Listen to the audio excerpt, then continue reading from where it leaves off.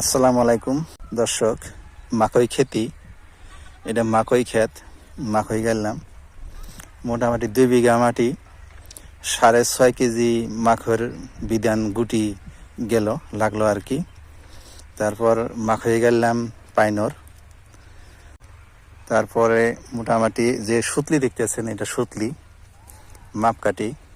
মাপকাঠিটা হইল আপনার বহল হইল 14 ইঞ্চি।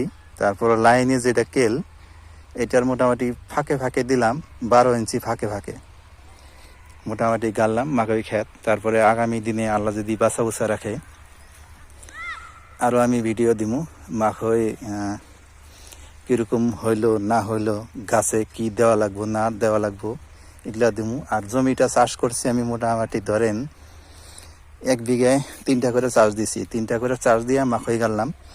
সুন্দর চাষ হয়েছে, খেতে ঘাসও নাই, আর মাটিটাও কিন্তু পুরা তুলার মতো নরম হয়েছে। তারপরে সার, তাই না? তো সার এবার আমি দিলাম ক্ষেতের মধ্যে। মোটামুটি 1 বিঘার মধ্যে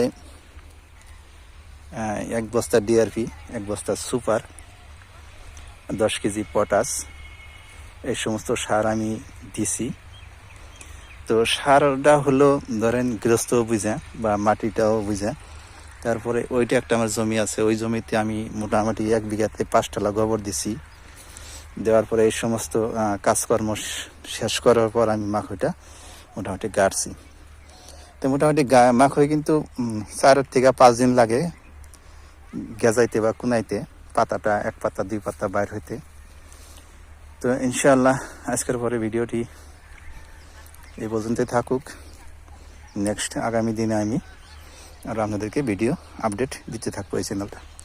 তো ভিডিওটি যদি আপনার যদি ইউজফুল বা হেল্পফুল হয়ে থাকে তাহলে অবশ্যই ভিডিওতে একটা লাইক দিবেন, আর চ্যানেলটি অবশ্যই ফলো, লাইক, সাবস্ক্রাইব, শেয়ার করে দিবেন। ধন্যবাদ।